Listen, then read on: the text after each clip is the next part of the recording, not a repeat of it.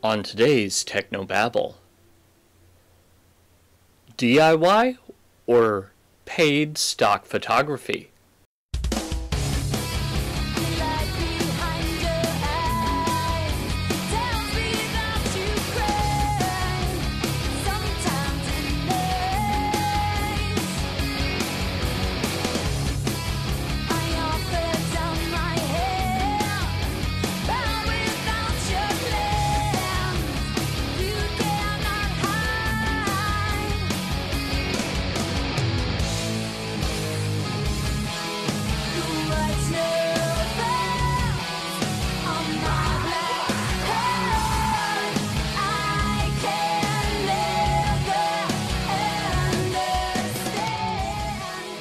This is Tech No Babble, your weekly source for church video and graphics news, perspectives, tips, and tricks. And now here's your host, Paul Clifford. Thanks and welcome everyone to another episode of Technobabble. I, of course, am your host, Paul Allen Clifford, and I would like you to join me in the conversation. So drop me a line, paul@trinitydigitalmedia.com, or give me a call, 1-877-763-3246 or 1-877-POD-ECHO if you want to echo back to this podcast. Either way, you'll get in touch with me. You can also send me an @reply or a DM on Twitter. I've actually turned on the anyone can DM me checkbox, so you should be able to even if I'm not following you. So head over to Twitter, and I'm @Paul Allen Cliff. That's PAULALANCLIF. Okay, so let's get started here talking about stock and DIY photography. So in the church, a lot of times you really don't have a lot of money to do things, and so you think, okay, well, I'll just do it myself and save just a little bit of money. And I want to go through just a few questions you should ask yourself before you just default to, I'll just do it myself and save the money. So the first thing that I would ask is, which place is more likely to have what you want? So let me kind of clarify. If you were to buy a stock photo of Mount Everest, chances are you can find that with very little trouble. Unless you've been to Mount Everest already and have photos, it would be crazy to try and get one that you take yourself. Likewise, let's say you need a photo of your building, or you need a photo of some of the kids in your church, or you need a photo of the choir practicing, whatever you need that is specific to your church. You need something that is not generic. One thing that website design can make the mistake of is only using stock photography of people, and so you're like, wow, that old couple looks really happy, I'd like to meet them, and you find out, no, they're models that were hired in New York for a photo shoot. They don't go to your church.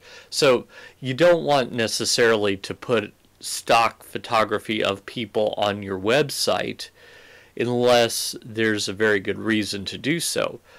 But you wouldn't want to misrepresent the kind of people, if you're a church that's struggling to get more diversity in your congregation, you wouldn't want to necessarily buy a bunch of stock photography of people of different races and put on there to indicate that you're already a racially diverse church. If you're not, that's kind of false advertising.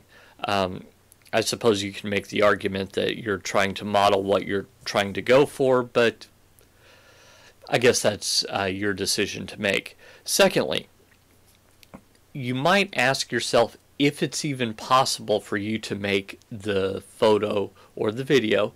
You can buy stock video as well. If it's even possible for you to make that because that might make your decision. I mean, think about it. Maybe you don't have a good DSLR. Maybe you do, but you just don't have quite the right lens. Maybe you don't have the right light kit, the right background. Imagine that you're trying to put a picture of an open Bible on a white background. Now, that's not impossible to do. I could probably do it given a half an hour or so. But what I haven't gotten down perfectly yet is I haven't gotten down the lighting of the foreground subject when it's on the white background. So I can do it myself because I'm not on the white background. I'm in front of the white background and I light each individually, and that works fine for me. But so from a skill standpoint, given that I don't do a lot of product photography, it might be more difficult for me to do that than just to go to iStock Photo or Stock Exchange or one of those stock photography sites, find what I want, download it, pay whatever it costs, and be done. So that's also kind of important. So whether you have the equipment, whether you have the expertise, and whether you had the time. Now, I mentioned that I could probably do it in about a half an hour. If I look at the price of stock photography, if I were on staff at a church and they're paying me, let's say on the low end as a technical person, they're paying me $20 an hour. If it takes me a half an hour to do something and the photo costs $10, it's a wash, right? It doesn't matter which I choose. But if the photo is $5 and it would take me a half an hour, it's actually cheaper to buy it than to spend my time doing it, assuming all things being equal that I've got the equipment, the time, and the expertise to do it. So you should also consider, when I talk about time, I want you to consider the cost from a time perspective. As I was just saying, that a lot of times people don't consider the cost of doing something like that, and they think, well, you know, it just doesn't take any money, so I'll do it. Well, if you've got other things to do. Now, it could be that you have trouble filling the 40 hours you're supposed to be at your church each week. I kind of doubt it, but let's theorize, shall we? That's what's going on. You have trouble filling that time. So in that case, if that time would be wasted by you like trying to look busy, then by all means do something productive, even if technically the calculations don't work out right. Now, so if you buy something, you have basically your two costs. You've got the money for the thing that you buy. So let's say it's a $10 photo. That $10 is one cost, but there's also another cost, and that is you might not be able to find exactly what you're envisioning. Now, it could be that you find something better and you go, oh, I would have never thought of this. This is great. Buy. Done. But it's also the case that you might run into a situation where you can't find exactly what you have in mind and nothing quite works. So you might be paying in settling. You know what I mean? That you're not quite getting what you want. So keep that in mind as well. Now, if you're doing it yourself, of course I've mentioned that you're paying in time, unless it's, you know, something that you can just do in the amount of time it would take you to fire up a web browser, do a search, and click buy. So think of those two as well, right? So if you need a light switch, you've got your camera ready to go, and there's a light switch on the wall, and you can just turn over, take the picture, take the card out, stick it in your computer. That's a wash time-wise. But you might be sacrificing quality depending on where you get your stock photography versus your ability and equipment and stuff. So it could be you've got the right equipment and expertise, so it's not a sacrifice of quality. And you might be sacrificing money, as I said, in the calculus, the calculation of should you buy or not. You need to think of how much your time is worth, assuming that you have other things to do. So you might be thinking, well, Paul, you keep throwing out $10. Is that a good amount? Maybe. There's actually a wide variety of stock photo sites, and that's what I was doing as I was firing up the live stream. I thought, well, I've done a little bit of thinking on what my decision-making process would be, but I haven't done the thinking about how much stock photography costs, assuming you're going for paid stuff. And next week we're going to talk about free stock photography and the costs associated with that. So I fired up my web browser, did a search for royalty-free stock photography. Now what that means is there's actually a couple of licenses that you could be looking at. You can get a license for a photo or a video that every time you use it, you need to pay a royalty. So if you think about it this way, the way actors in Hollywood get paid is they get paid a base amount for the movie, and then they get paid every time a royalty is paid for the movie to be shown again. So when I was in college, I had a professor who was actually a minor character in Lethal Weapon 2. If you've seen the movie, he's the only SWAT officer that talks to the Murtaugh character when he's on the toilet with a bomb under the toilet. So that was my professor. And that came on television, and he said, well, it was nice to get a royalty for that. Now, since he was such a minor character, it bought him a pizza. But still, it was money, right? He didn't do anything extra. Well, royalties are like that. So every time you use your photo, you would have to pay a royalty. What you want is a royalty-free photo where you buy it once and then it's yours. Not to resell necessarily, but it's yours to use, so that, like, if you use it in a commercial, if there was a royalty associated with it, every time the commercial played on television, you would have to pay the royalty.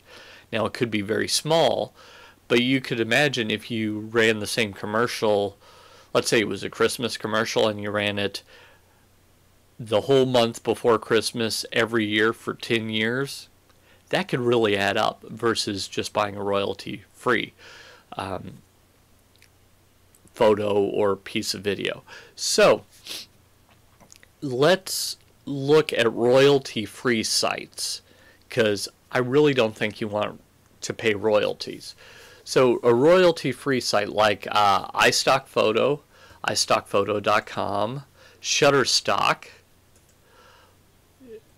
Dreamstime, or Think Stock Photos. Now, the first two were the ones that popped into my head immediately. The next two were ones that were on the homepage of Google when I Googled royalty-free stock photography.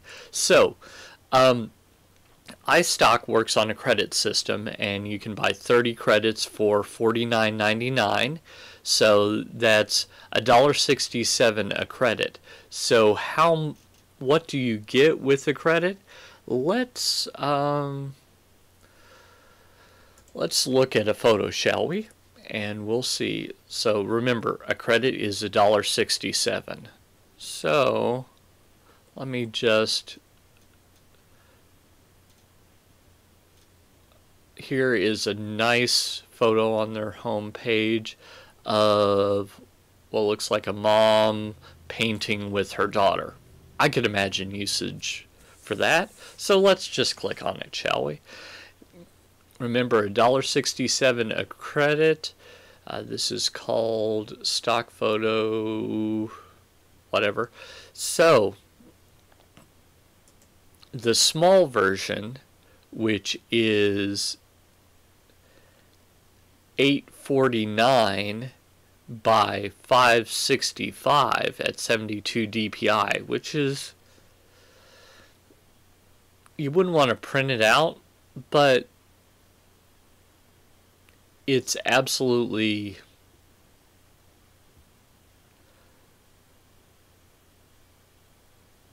that's a decent size. So that is 35 credits. So in this case, that is more than your basic package of 30 credits. So it would cost, looks like $53.90 for that particular one. So in that case, it would be kind of more difficult to justify. So let's take a look at Shutterstock.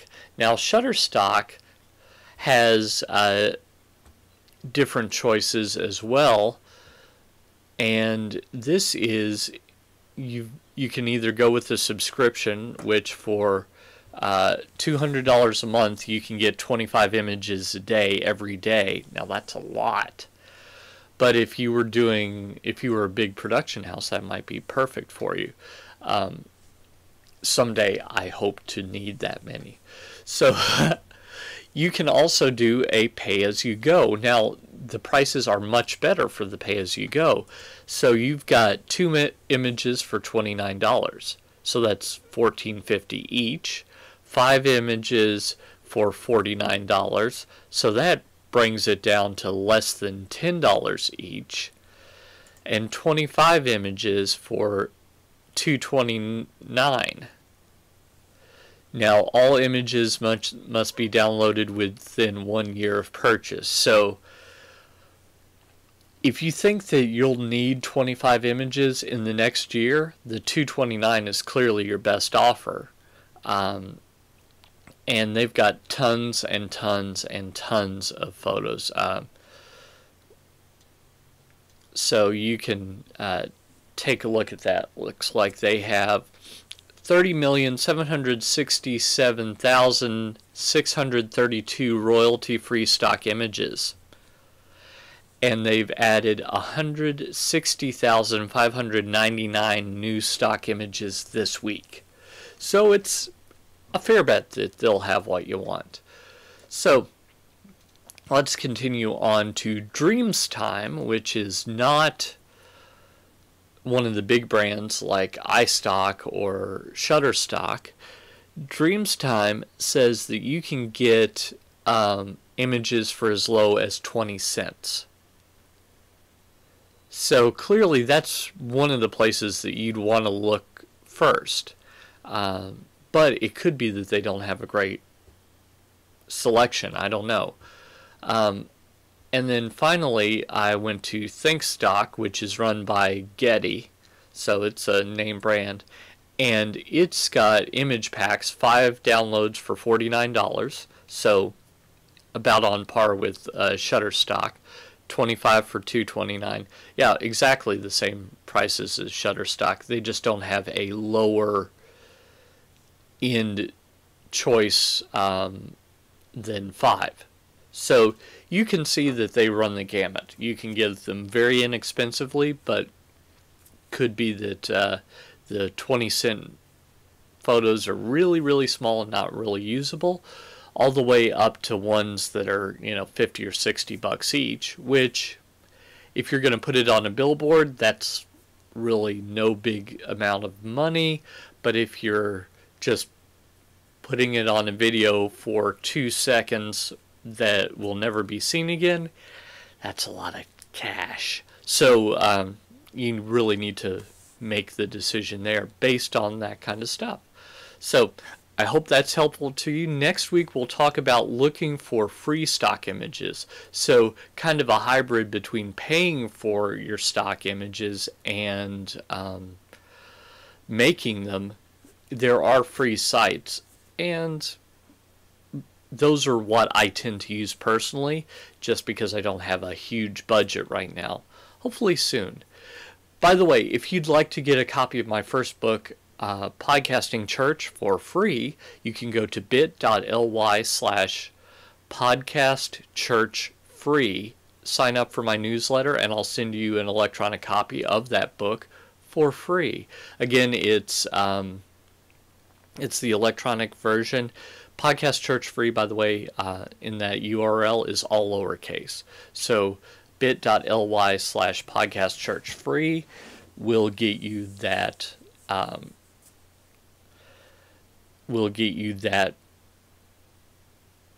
that book. And if you would like to subscribe to this video on iTunes, or not on iTunes, on YouTube, if you would like to just click right here, right now, I'll put a link right there. If you're watching it on trinitydigitalmedia.com, just go over to bit.ly/PaulTube and click subscribe. Okay, until next time, I hope you'll use all these ideas and go out and change eternity.